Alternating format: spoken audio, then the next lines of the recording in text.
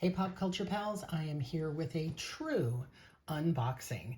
I have 2 boxes and a bag from WhatNot that I have only opened enough to do all the cutting, and we're going to dig right in and see what we got. So cross your fingers that I bought something good, because again, I have no idea. I buy so much stuff I don't know. So here's some lovely packing paper.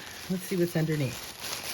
Nice bubble wrap. I always appreciate when they, ooh, I see something Disney. Oh, I know what this is. Hang on, let me just make sure I get rid of some identifying paperwork here. So this was a very sweet, sadly very frustrated seller who was kind of new, and I do love my new sellers, but she had a really hard time with the shipping. It was charging $8 for every item, which, you know, I get it, they're shipping things, but like, this shouldn't be $8 to ship. Okay, I'm trying a new place to film. Let me move over a little bit and see if this is better. So you guys tell me if this works for you. I'm trying to film these big boxes out in the garage now, and if the lighting's really bad and you can't really see things, let me know. So basically what happened is I bought this, which I just adore. Look at that. It's a big bag clip from Disney. It's the 25th anniversary. In Walt Disney World, they did the castle over in this sort of candy effect. So amazing. Brand new on the card. It was adorable. So I bought this, and then her show went haywire. So in order to pay me back for helping her out and trying to figure out what was going on, she sent me a few extra items, including this Minnie Mouse. I think these are lip glosses. Again, sealed, so safe to resell. I'm not a person who uses these. I do think those are lip glosses though. And this cup, which I might keep for myself. I do like my cup. Wow, this is a big cup. Wow, look at this. Oh, she threw something else in there too. Walt Disney World. Oh, it's a Starbucks. It's a Walt Disney World Starbucks. I had no idea. And it comes with this amazing straw, which I'm going to put in here. Still has the paperwork, so it's completely new. Yeah, I can't get used to this camera angle. I don't know if this lighting is awful. That is fun. That is a huge Starbucks cup. It was, wow, look at that. It was $30 at Disney. That straw is everything. I could just keep that straw. And look how sweet she threw in. I have wanted to get one of these. There's a couple sellers on WhatNot that will make these while you're in the show. I am a pen lover. And look at that. It's an adorable, and it's pink. It's my favorite color. I just realized. Wait, let me show you. Everything. There's a theme. We're in the pink mode. So great. I'm really excited to use that. That'll be lots of fun. I should tell you the seller's name though. I think in this case I maybe can. So this was Deals N More. So Deals _N _more. And such a lovely woman, and went above and beyond to get me, to take care of me as I break the cup. Didn't, it's fine. All right, and we got this one. This looks like one big item. I generally try to buy more than one item. That's part of my sourcing secrets, but it doesn't always work out that way. Oh, no, it's a couple. This is, oh, yeah, okay. Well, this didn't work out as I'd hoped. So this is Alpha Mission. This was a Atari. I think it was a Nintendo. Gosh, I can't remember. But obviously it's an early Nintendo game. And I do not normally buy these because, again, I have no way to test them. This one honestly doesn't even have a lot of value. This seller was doing a giveaway where if you bought something from her, anything, you are entered to win a beautiful Loungefly bag. So I bought this thinking it would be worth it. But by the time I paid shipping and everything, yeah, I think I'm sadly going to lose money on this because, as you can see, I did not win the bag. What I did get, I think this is going to be hard to show on camera, this is going to be very hard to show on camera.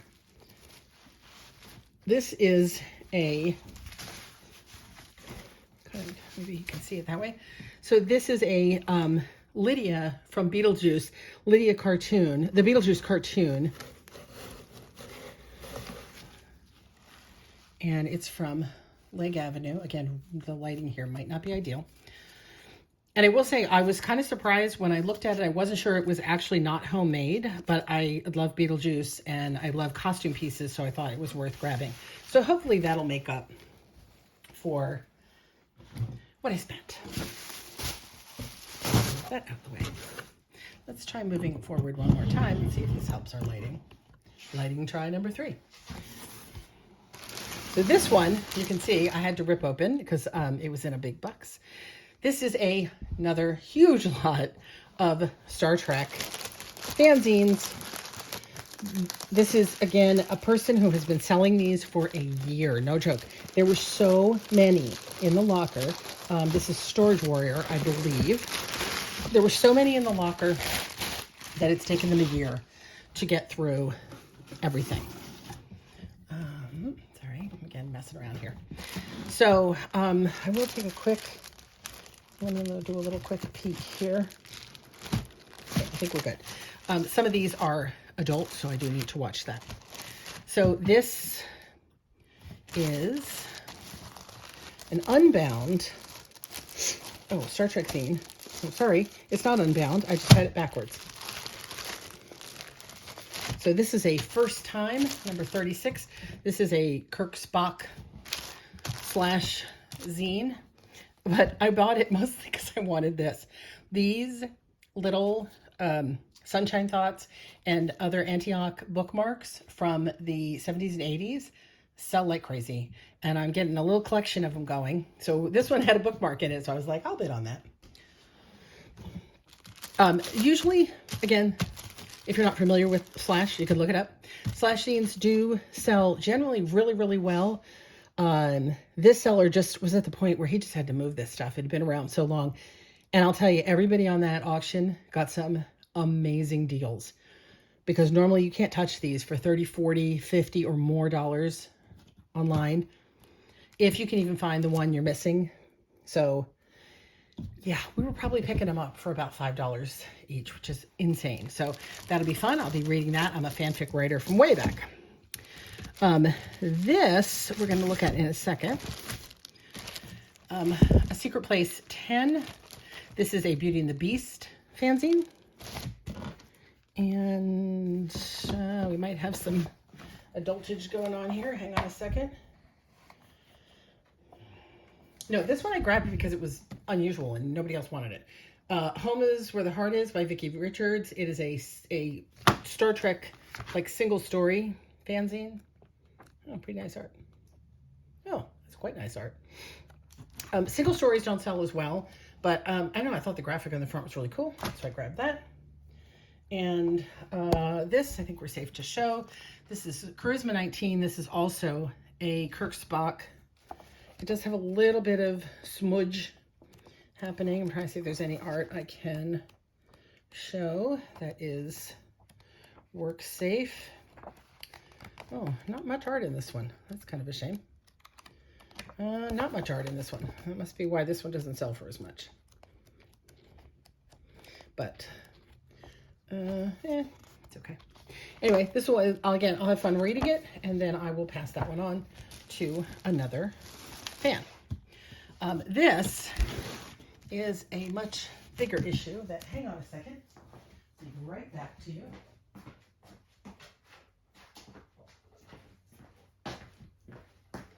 I did not plan on sitting to do this auction, but I think I'm going to have to. All right, forgive the dead space while I work here. Okay, this, I don't know if I can come down any. Again, new setup. Not sure how I feel about it. This is a huge bag of just Star Trek fanzine paper stuff. And I love sorting paper stuff. So we're going to take a quick look. We may not go through all of it because there's a lot here. We'll take a little look. really would like to lower you down, but it's not going to happen. Let's try something else. Appreciate your patience while I work out. There we go. That's better. All right, so we're just going to flip through. So not for resale. So apparently what this was probably was the original when they were printing IDIC, which I believe is might be a letter zine. Star Trek letter zine. So we've got a bunch of that in there. Oh, there's a neat little piece of art. I think this is all part of that, maybe, or maybe several. Pretty hefty. More interesting art. Oh, this is several volumes. So this is the second volume. And again, the not for resale, I'm sure meant this was they were you making copies from this perhaps? Not really sure, but pretty cool. Oh, and here's another one. This one looks like it was originally just not punch. Like this is an original copy that didn't have the punch in it. It's from 1976. This is another Star Trek zine. See some art there. I don't know who that is, but interesting art. Some stories. That's a nice piece of art. Oh, that's a very nice piece also. Oh, quite a bit of art happening here. Oh, that must be young Spock. And then this is another IDIC. I don't know what that stands for. One looks like, sorry, but this is, if the Vulcans were vampires, it just feels very, very Dracula vibes going on here. Sorry. Move these a little bit out of the way. So we've got, that is the stiff cover from 76. And again, the individual pages, which I'm assuming they were using as their master for duplicating. This does seem to have a lot to do, both of them, with young Spock.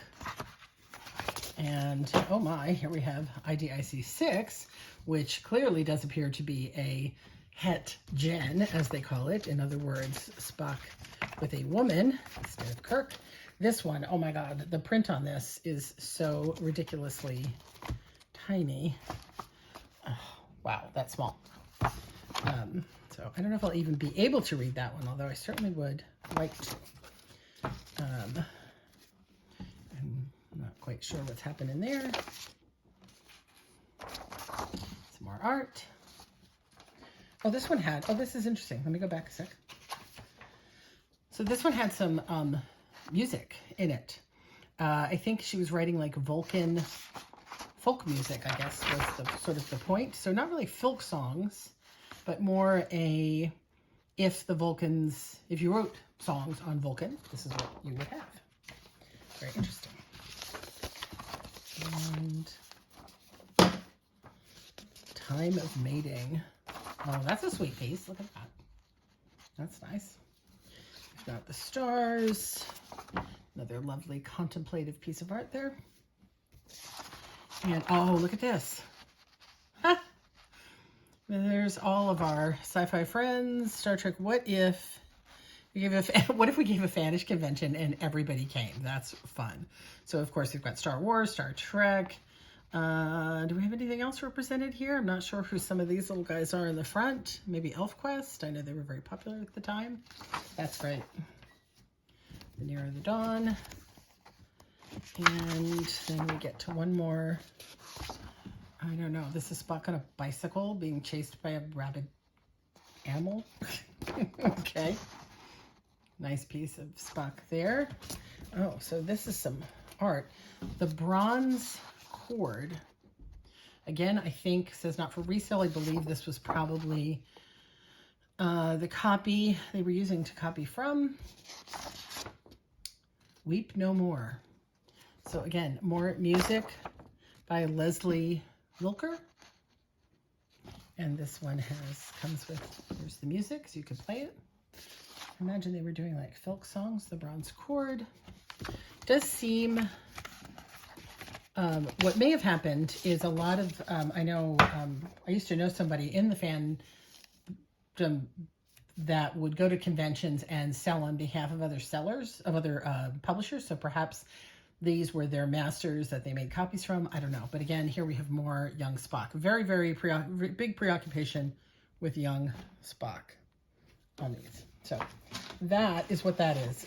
Huge lot of unbound Star Trek fanzine stuff. Whether or not that has any value, I don't know, but I certainly hope that for collectors and archivists who maybe don't have these particular zines, that we can get them to a proper home, even though they're unbound. And yeah, that's what I have to say.